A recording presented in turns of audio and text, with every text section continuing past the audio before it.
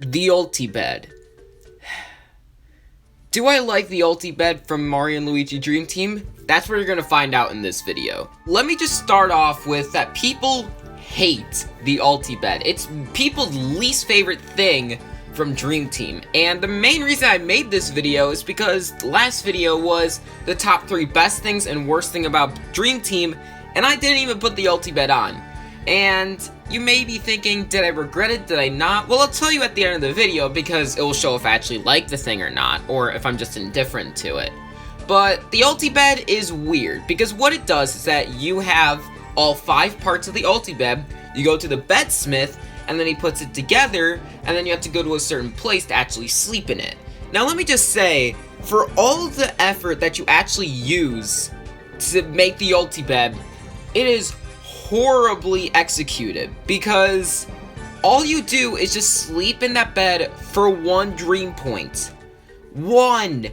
And that's it! It feels like such a waste just to have it for that one thing. But hey, maybe collecting all the parts is fun, you never know.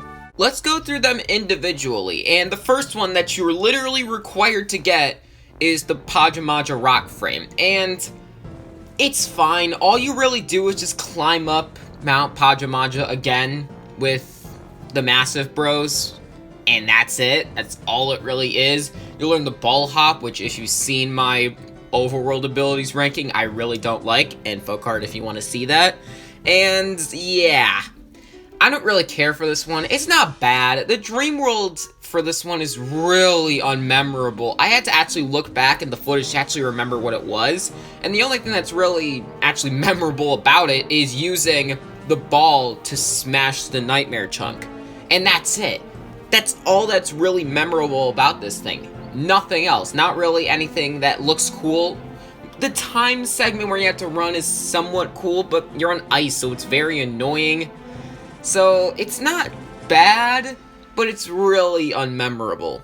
Then you got the Dozing Sand mattress, which it's kind of boring. I do like that when you enter the dream world, you just land on nothing, and, well, Dreamy Luigi kind of has to save you. It's pretty funny, and obviously you see it in the footage right now.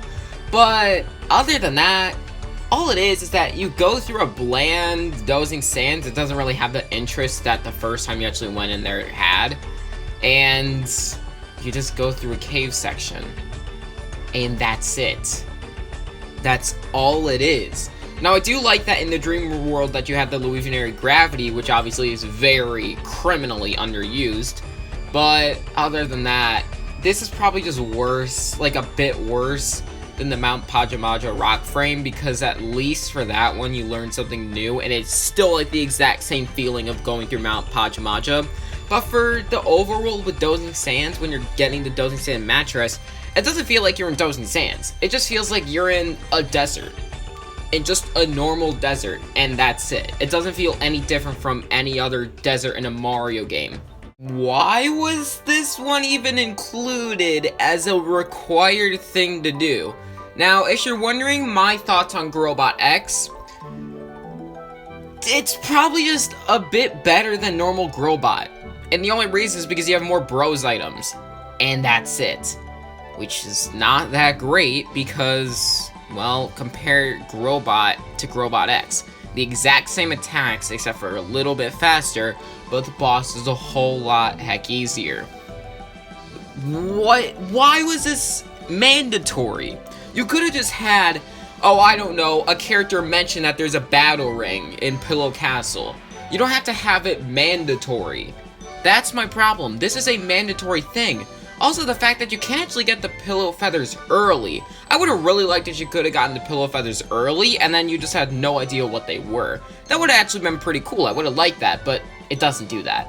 You have to do it now, and if you do it before, then it doesn't count. Which is just so stupid. The Mushrise Rock Board.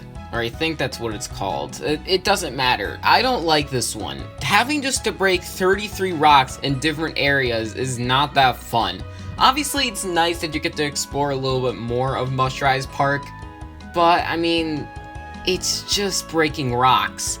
Obviously, it does relate to actually being in Mushrise Park because, well, you got the hammers there, and there was definitely rocks all over the place. But that's it. All you do is break rocks and then you get it. It's kind of boring and it's not really that interesting, and that's probably why it's my second least favorite. Lastly, we got the Driftwood Shore jellyfish sheets, which this is my personal favorite by far. It's because of the fly guys that actually take them, and I like that you actually get to play the mole hunt minigame again, which is a fun minigame. Also, I like that it's behind the mysterious door, which you saw at the beginning of Driftwood Shore, but you never actually were able to go in it. But it's just the generic outline that you saw for Dozing Sands. You go into an area that you haven't discovered yet, and then you go into a cave. That's it. That's all it is. And at least it does feel like that you're in Driftwood Shore, but, I mean, it's not great. It's probably the best out of the 5, and it doesn't feel pointless. It's actually kind of fun, especially that cutscene right before you're about to fight the fly guys. It's pretty funny. But other than that, it's very boring, in my opinion. Once you got all 5 pieces, oh, you're not done yet. You gotta find the bedsmith that can actually put the Ultibed together. And you know that he's in Wakeport. So you have to go to Wakeport, you have to go to this person's house, but to get to the person's house, you have to go and fight Popple and Wiggler. You guys already kind of know my opinion on that fight. I won't really elaborate on it. Just click on the info card that will pop up that has just been leading to my boss ranking, because that'll have my opinion on the boss there. But once you get past that, then you go into the house, which just has a good cutscene.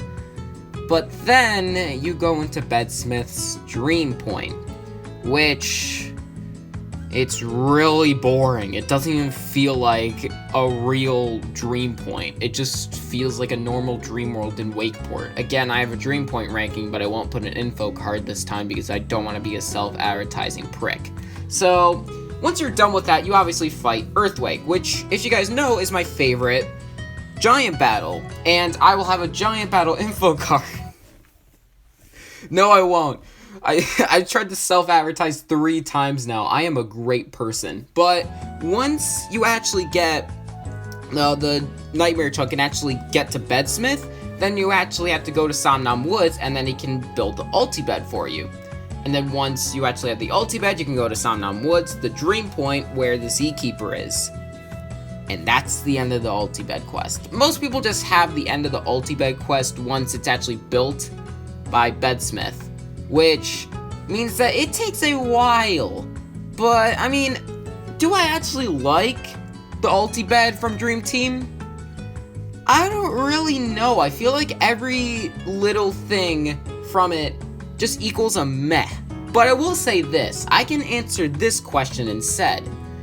Did the Ultibed need to be in Mario and Luigi Dream Team? The answer to that is no. Even though it probably would have taken out my favorite giant battle, it's not worth it to waste 2 to 3 hours of gameplay just to get these Ultibed pieces.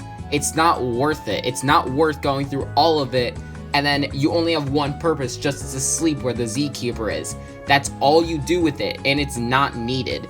Thank you guys for watching this video. My next video will also be about Dream Team. Make sure to look out for that. Yeah.